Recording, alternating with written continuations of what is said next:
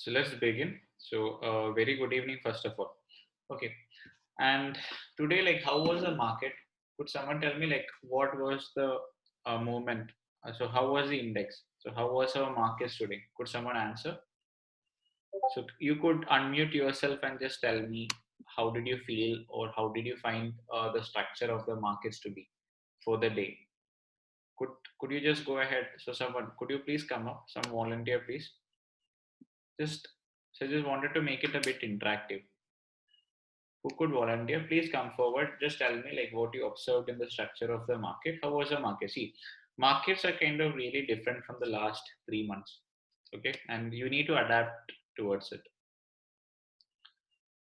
Who could be the volunteer who could actually explain how the markets were for the day? Who could come forward and explain? Somebody please come forward. Don't feel shy. No, not even a single person. Come on. So why is it nobody answering? Like, so who could be the first person to come forward? Okay, yeah, you need permission for unmuting. Great. So sure. So yeah, so Ravi, go ahead. I'm just unmuting you. Please speak up. Then we'll go to Jyotir Aditya. So we just need to figure out if everybody is following. Okay. And crude oil is kind of actually just gradually giving, approaching what I'm watching out for. So by then we'll be finishing this. Okay. So I'm specifically interested. So at this moment, crude is looking bearish. So I'll kind of think about long position. So my personal conviction is to check out for longs, okay, in crude. So I'm just waiting for that. So don't worry. In between this, we won't miss out. So Ravi, yeah, please go ahead and continue. Hello. Yeah. Hi, good evening. Very good evening, Ravi. Yeah, So what do you feel about the markets? Like what kind of a markets did we experience today? yeah. In the early morning, there is a gap between yesterday previous LTP and today's opening. Yeah. So we had Later on, opening. Right? yes, for half of the day, Nifty tried to fill the gap down, and again it became bullish. Yeah. So first, like, so we kind of observe that majority of the times when gap up or gap down openings happen, majority of the times the gaps actually get filled, right? Yeah, And that was something that we were also anticipating to happen. That is, we were expecting some sort of a gap filling move to take place in the case of Nifty, Nifty, yes. right? And that was our expectation too. But And yeah, continue, please. until yesterday, it was flat bullish thing. You can just predict if you compare the graph. But after looking at today's graph, I really lost it. As you just mentioned, So from yesterday the was also a pretty sellers market. It was pretty range bound. So today also, like, it had a gap up, then it became range bound, right? So yes, 2 days were kind of actually pretty favorable, majorly for the seller. So I didn't sell anything today. Yesterday it was a very good day, a very favorable day for option selling. Okay, fine. So could you tell me like which was one factor? So Nifty didn't fill in the gap, but then Bank Nifty filled in the gap. You see that, yes, right? yes. So today, like, so you were in morning's meeting, I assume. Uh, Yeah. I was there. I was present. okay, so basically, like, the reason why we were checking out for Nifty is because of the fact that whenever there is a gap up or gap down opening happening, majority of the times we kind of actually see that the gaps get filled, right? So majority of the times we actually see that the gaps kind of get filled. Right. So I just show you the same now.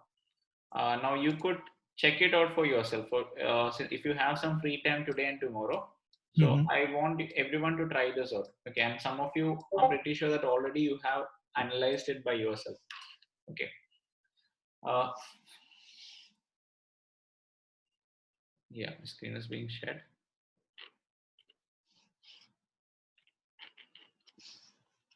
So what we kind of actually see is that, where is it? Yeah.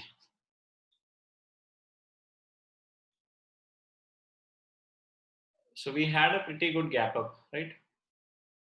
So if I kind of actually just see this, like a pretty good gap up that got formed.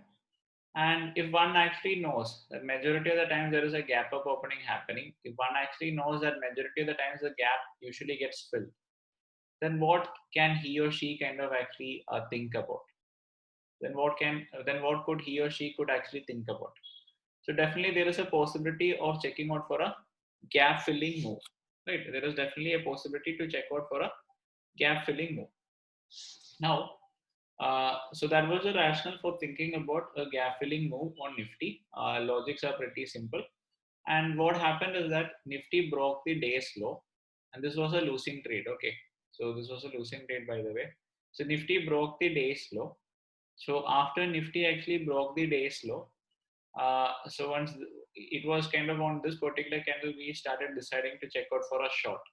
So Nifty managed to come below the VWAP levels, and once it started giving a drop, so we kind of actually had an assumption that okay, if we are capable of entering somewhere at 125, so 14,800 put option was at the money, this 14,800 strike. So people who don't know what options are, with whom options has not been discussed, you may forget about this part, but please understand the logic of price action and levels. Okay, so 14,800 put option was at the money at that point of time, and we personally thought, yeah, checking out for buying 14,800 put option at 125. If we are capable of getting a good downside move, so we'll kind of actually be capable of making something like a 1.5 or maybe even a 2 hour. Okay. Uh, and what happened is that, yeah, so initially we were not able to get an entry as we thought, so that we had to wait for some time. And then we compromised a bit, and then we entered at the 131 price. So we entered at 131, keeping our stop loss at 105. Kept our stop loss at 105.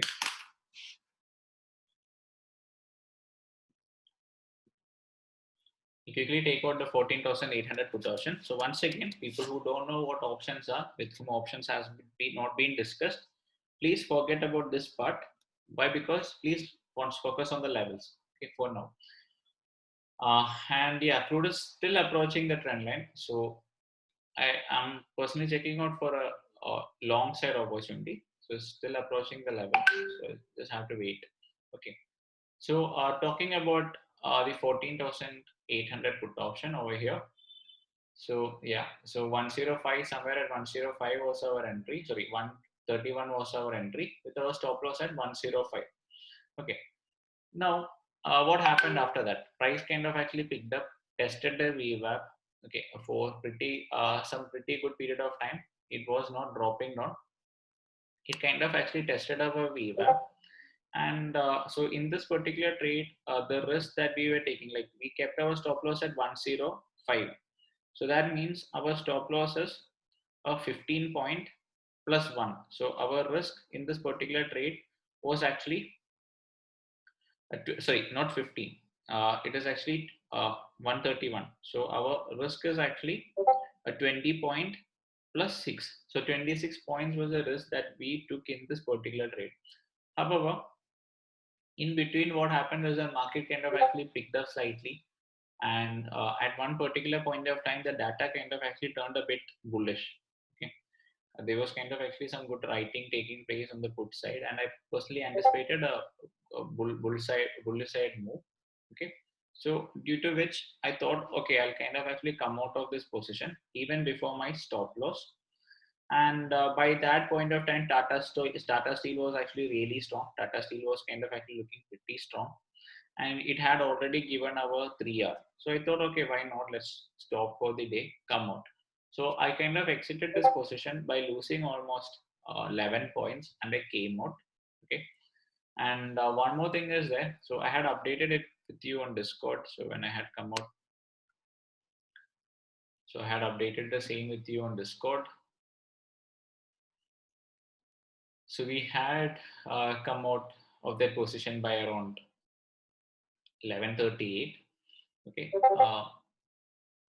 So one more thing was there, like one more very interesting thing that was observed today is even though it was kind of actually a Friday, so when the price actually approached these levels, the lows, still the premium was trading somewhere at around 131, 133, something like that.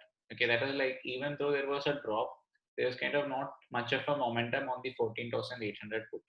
So I guess I have mentioned it at that point of time too with you guys. I came out. So this was a losing trade. I ended up losing. So consider it to be a negative. Okay, write it here. So consider this particular trade to be a negative 0.5 R. So two positions taken, and out of that, consider this to be a negative 0.5 R. So what is R? So R is nothing else but the amount. For people who are not familiar with R yet, so that is why I'm explaining. Some of you are okay. Crude is approaching our levels. Okay, I think so. Once it's taken out, I think some sort of a retest could come in. Okay, so to understand this better, you will have to switch to the 15 minutes time frame. Okay, just quickly show you what is being watched out in the case of crude.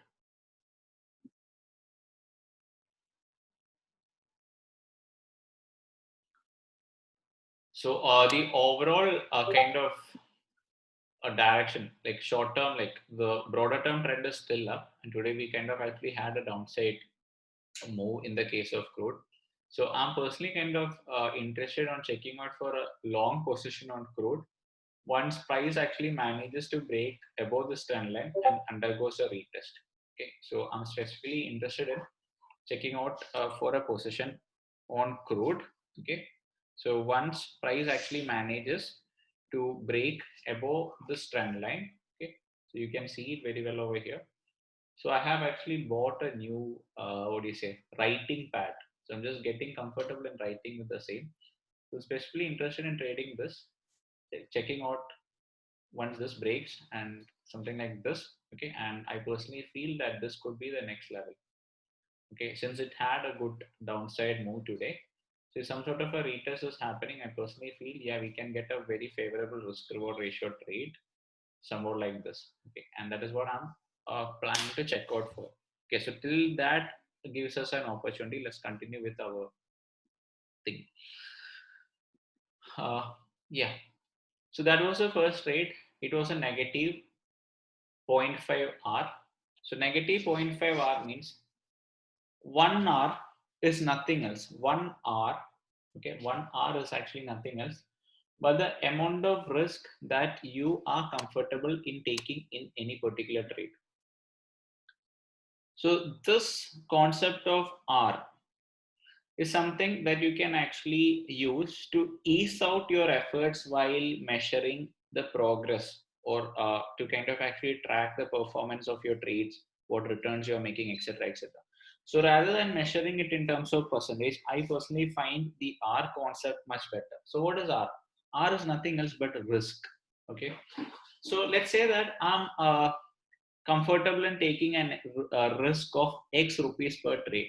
Now we've just realized for ourselves like that we could kind of, if we could keep the risk per trade as the same, that is every single trade that we want to take, if we are keeping the risk amount the same. So let's say that some of you would be comfortable in taking a risk of 1 lakh per trade.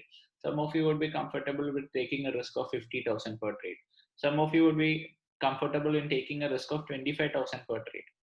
So if we keep the risk same in every single trade, so I know for myself before entering the trade itself that if my view goes right, I should be looking forward to make at least a what. So if my risk per trade is R, so what should I kind of see? Can I just unmute you once again, Jyotiraditya and Ravi? I guess Jyotiraditya was the other person asking. Yeah. So are you there? Hello. Yes, sir. I'm here. Yes, sir. So yeah, so let me quickly say, like, uh, right now, if I'm comfortable in taking a risk of 1 hour per trade, and let's assume the R is 10,000, or let's say 5,000, 5,000 per trade. So what do you consider to be a decent trade if your risk per trade is 5,000? So what do you think could be something that is decent? So if your risk per trade is actually, what do you say? If your risk per trade is actually 5,000, then you should kind of be capable of making at least like 10,000 rupees as a profit, so that you have an edge. Like you would kind of actually be having an edge even if your system fails half of the times, because every time you win, you are making double of what you're risking, right? So what is R? R is basically nothing else but how much amount you're willing to risk in any particular trade. And if you keep that R the same, okay, so, and you know that directional trades, half of the trades, as I always mentioned to you, when you're trading directional, you can expect or anticipate half of your trades to actually go wrong. That is, if you're doing 50 trades, 25 out of 100 trades you're watching out for, 50 trades you will miss out because you don't get an entry, you don't get a fill, price moves, exponential breakout, etc., etc. Now the rest 50 trades that you're going to take, see, whatever I'm saying is the same thing that I've been saying from beginning, no changes. Okay, and the rest 50 trades that you're going to take, 25 would fail because it could kind of actually turn out to move against you. Now, how you manage the rest 25 of the trades, that is what is going to define what kind of a trader you're going to become. Whether you become a good trader or a successful trader or a bad trader, right?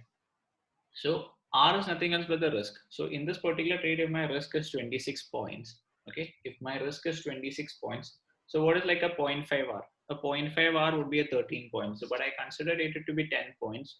Okay, so I kind of actually just rounded it off to a 0.5 R. So that is one of the trades. So that is the failing trade, Nifty. Now, if you kind of actually ask me, like, could this trade kind of be profitable because Nifty actually dropped in value after we taking out an exit? Yeah. So you would have actually seen that Nifty dropped in value. Okay. And when we entered 14,800 put option at 131, the price came up to almost 140. See over here, I can see better. So yeah. So even though we kind of actually entered it 131 and we exited it at a loss, so price kind of actually even came up to almost 144, 145. But one disadvantage, like what do you say, like we didn't have much of an appreciation in the premium. So as price became in the money also, and the movements were kind of actually not was not so convincing to me. So I was not having that conviction to continue with the trade. So that is why I came out at a loss of negative 0.5 R. And if you ask me like how good the practice it is it to actually come out of a trade every now and then, even before your stop loss, against your personal first initial perspective, I would say it is actually pretty bad. But then if you kind of actually feel, yeah, data is actually kind of turning upside down, and you feel okay, now there is no use in sticking with the trade. uh, if you're very convinced with that, and if you have some sort of, what do you say, if you have some more confluences that is kind of telling you to come out, then you could go ahead. So one more thing was that like I was actually pretty much done for the day because we got something like a 3 hour on Tata Steel. So I didn't want to kind of stick on or hang on to that trade. I thought, okay, let me just come out. Okay. So if I review my trade right now, like I could actually have done a bit more better, because if I just waited for some more time, I could have easily come out at least at cost. Okay, saving like a 0.5 hour, but it's fine. Okay, it's kind of actually fine. At that point of time, I felt it would be the best thing to come out of the trade at that point of time itself. Okay, because price actually, you can see that price had actually come above the pivot, not in futures, but on the index spot, the price had actually come above the pivot. So for some point of time, you would have seen that banks also were picking up for a while. So a bank Nifty also picked up for a while. So that was the time when we decided, okay, let's kind of come out. Okay. Now, first part is over. The losing trade part is explained. Okay. The reason I kind of talked about the losing trade first is because, what do you say? Uh, how you manage your losing trades or cut your losers is what is the first part. Okay. Now let's move ahead to the winning trade, Tata Steel. Now, many of you ask me like, why, how did I pick Tata Steel? No magic, no, same thing that we have been doing earlier also. So I'm pretty sure everybody is already familiar with it, but again and again, I'm telling you. So you can actually have a look at the build-up data. And it is, yeah, all the metals are in kind of actually in a good positive side sentiment from some pretty good period of time.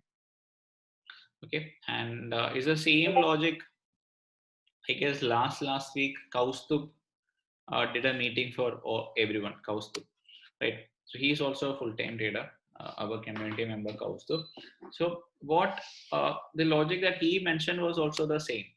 And this could be one thing that you could actually refer to. And there is no necessity that the stocks that you pick this way will give you big moves. Okay. So if you click on futures, if you have a look at the futures, what do you say, futures built up, you would capable of be figuring out stocks that are in a long built up as well as a short built up. Okay, so if you click on long built up, so right now I see Alchem, then BPCL, PSUs. Okay, so today morning itself, I think we were discussing about the same. Okay, the metals and PSUs would be having some good. Coal India, DLF, okay, Hindustan Petroleum, IOC, let's see Manapura. Okay, so National Aluminium, ONGC, SPLF, okay, Tata Steel, still continuing to be in a long build up. So the beginning of the day, like at the beginning of the day when we kind of actually check out, and from the previous days also, Tata Steel, Jindal Steel and all are some stocks that is continuing in a, okay guys, like now crude oil is actually piercing the trend line. Okay, so we kind of actually need some sort of a retest to occur. So oppose that, I feel that would be good to go for a long. Okay, so I don't want to go for a direct breakout entry. I'll actually wait for a retest to occur, and if I get a good conviction, then I'll go ahead for a trade. And look at the volume. The volumes also look kind of pretty good. Okay, I like the volumes also that is taking place. So by the time I finish explaining this, maybe then hopefully we get an opportunity. Okay, so futures built up data, as you can actually see, Tata Steel and Jindal Steel were looking pretty convincing. So we started tracking Tata Steel and Jindal Steel. Okay, we kind of actually started tracking Tata Steel and Jindal Steel. Now, the next part is, so today morning, like when we were actually checking out, okay, what we kind of actually just realized for ourselves is, it was looking pretty, initially Jindal Steel was actually forming higher highs. Okay, I think I have shared the charts. Okay, so yeah, so initially Jindal Steel, it kind of actually formed a good high, then it took out, then again it dropped down towards the day's low. So along with Nifty dropping, Jindal Steel actually dropped down. Then we kind of actually just had a thought, and we kind of actually just comparing these two charts, we realized that okay, Jindal Steel is actually falling at a much more drastic rate as compared to Tata Steel. Okay, that is, Jindal Steel was actually taking a downside move more drastically than Tata Steel during the time that Nifty was dropping. Okay, so then like when we kind of actually check out the levels, okay, when we were kind of checking out for the levels, we personally felt that if Tata Steel is actually capable of taking above the pivot levels, piercing above the VWAP, we have sufficient space for the price to actually give a good move on the bullish side towards the next level. So which case do you think is your risk reward more favored? Like, is it in Tata Steel or is it in Jindal Steel? Which case do you think your risk reward would be more favored? See, can I just have a volunteer so that I can make it a bit more interactive? Can you please come forward? So where is our friends? I guess everybody is just. So who could come forward? See, I just like to speak. No one? Okay, so Prathamesh is there. Cool. Okay, so Prathamesh, yeah, hi. Let's go ahead. So Prathamesh, like, Hi, Hari. yeah, cool.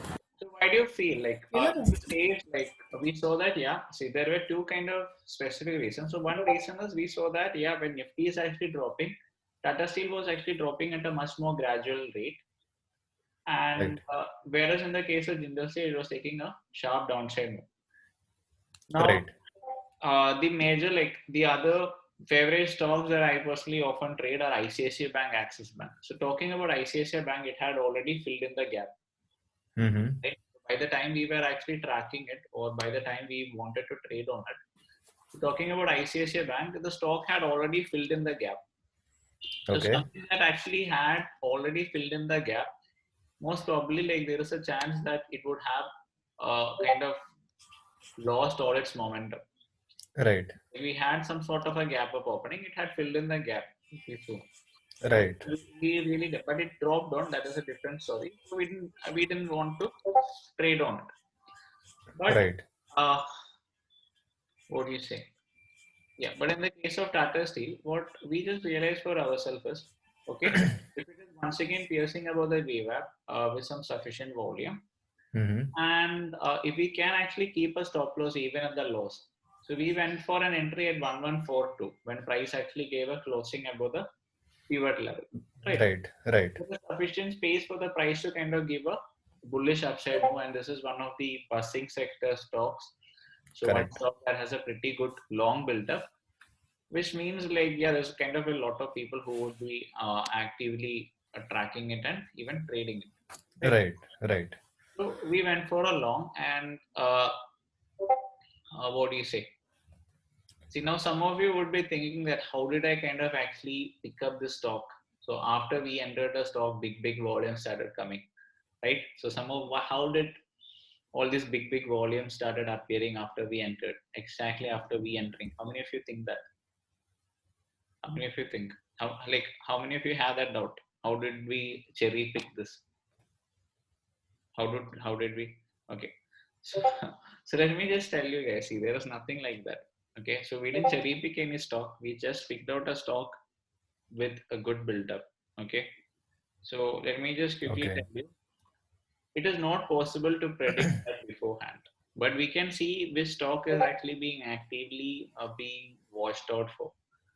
Okay, is actually being actively being watched out by a large number of people. We can do that. Cherry picking is not at all possible. Okay. So anyways, this was a good trade. So we took a risk of 10 rupee. So we ended at 1142 with our stop loss being kept at 1132. Okay. And it actually gave a move towards 1152, then 1162, and then 1172, and even towards 1182 and 1190 something. I guess it came up to 1190 something today. Right. Right. Right. Yeah, 92. So that would have been a 4 hour. Someone who would have kind of actually kind of got the entire move would be a 4 hour. But then I personally decided to cut out at the next level, at the next significant pivot for myself. Mm-hmm. And the next significant pivot actually lies out at somewhere at 1176. So I came out earlier at 1172, a bit higher than that actually. So which would be something like a 3.1 hour, but let's kind of on average, let's consider that as a 3 hour. So what do you mean by a 3 hour? 3 hour is nothing else but 3 times of what the risk I took in the trade is what we have gained out of this, right? Okay. Right. 1:3 risk ratio. Yeah, exactly. Reward. So, Yeah. so basically, like we have actually, let's say that we lost a 1 hour. Okay, so Prathimesh, let's assume that you're risking some 10,000 rupees per trade. Okay, Mm-hmm. and let's say that you gained a 3 hour over here. So how much would you be gaining? 30,000. 30K. And let's say that Yeah. you lost a 1 hour in some other trade. So how much would you be losing? 10K. 10K. But still you have a 2 hour. 20, Correct. right? Yes. So, Yes. so Absolutely. I want you to kind of actually think in this particular manner. Okay, so 3R is pretty simple, nothing else. But 3R is nothing else but a cushion that you get to confidently take 3 trades. Okay, so Mm-hmm. this 3R should be considered as a cushion or this confidence that you get to take 3 consecutive trades. I'll tell you why. Now, what happens if all the 3 trades that you're going to take are going to go into loss? What will happen? You lose a So 3. we lose 3 trade hour. you're Yeah. listing, every trade you're going to risk 3R.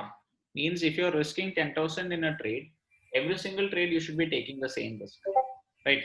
Correct. 3R is nothing else but 30K. If you take 3 trades and all the 3 trades go losing, still you don't lose your capital, but still your capital is actually being protected. Why? Because every trade you were risking 1 hour. And see, if you have a system that has a 50% hit rate, means half of the times you are right. Okay, so and so I have been telling you that for me, directional trades works only half of the times. Means half of the directional trades go wrong. So for example, today also, one went right, one went wrong. So in one trade, I lost half hour. The other trade, I was capable of making a 3 hour. So even if I lost 1 hour in one trade and still I won a trade with a 3 hour or a 2 hour, still I would have been on the profitable side. Would be in the greens. Yeah. So 3 hour, consider 3 hour nothing else but a cushion to confidently take 3 trades. So out of the 3 trades, let's say that 1 or 2 of your trades go winning, and in these 1 or 2 winning trades that you take, you once again have you are getting one trade with a 3 hour and one trade with this, like let's say a 1 hour. Though the other trade that you take, okay, there could be 2 cases. That is 2 out of 3 trades that you're going to take, you're going to win. The other case would be 2 out of 3 trades that you're going to take, you're going to lose. Right. Okay, so now if you're losing 2 out of 3, so you lose a 2 hour, but still on the third trade, if you were sticking with a 1:2, if you were capable of getting a 2 hour, still you are not moving anywhere, 0 hour, right? 2 you're Correct. losing, 1 you're winning, so net is still 0, right? Right. And you could move ahead again because you already have the 3 hour that you have acquired earlier. But the next time you do, let's say that you are kind of actually having 2 out of 3 winning, where every winning trade you're having a 2 hour. That is 4 hour you gain and 3 hour, 1 hour you're losing. So this could actually depend. This could actually depend on a lot depending on the market condition. Okay. So let's say markets. So let's say fortunately when you were trading, markets were trending really good on the upside, and you had a long position that you were capable of carrying it forward towards a 2 hour or a 3 hour. So then it makes sense. Okay. So see, and this is all about probability. So none of us can predict the markets. None of us will be capable of predicting the markets with kind of a very huge accuracy. All what we can do is we can manage our risk. We can stick with our systems. And when we are on the right side, we can look forward to make the most out of it. And when we are kind of actually on the wrong side, we should come out of it as quickly as possible. So these are the rationales for the trades. And as I mentioned to you, there is nothing specific. Picking stocks is, so I don't believe in cherry picking stocks. So what we could actually do is the universe of stocks that we are tracking, see for yourself where good risk reward ratios can be possible. Based on that, you take a trade. Find yourself comfortable with a sector like the banking sector, which gives moves on almost every single day, and some stocks based on built up that also you can refer to. Okay. So yes, that's kind of all about the trades that was done today. Hari, can you just please once again explain what is a short built up and a long built up? So short build up and long build up is actually kind of a pretty big concept based on open interest. Okay. So I don't think so we would kind of actually be having sufficient time to explain that right now. But see, when we kind of actually discuss about F&O, we would be discussing the same aspects. So long build up means like we have more and more contracts actually being made on the long side. Okay, so more and more people are kind of actually getting into the long side speculation, and the buyers are kind of actually getting aggressive. So long build up means, yeah. So futures, in the case of futures, the long build up basically refers to so more and more contracts being made aggressively on the buy side, and the price is actually picking up. Okay. So yes, so basically I guess we'll just stop with that. Okay. So thank you. Now I would kind of actually be analyzing my trades on crude and just checking out for some opportunities. So if you're interested, you could continue, else you could just leave the meeting. Thank you.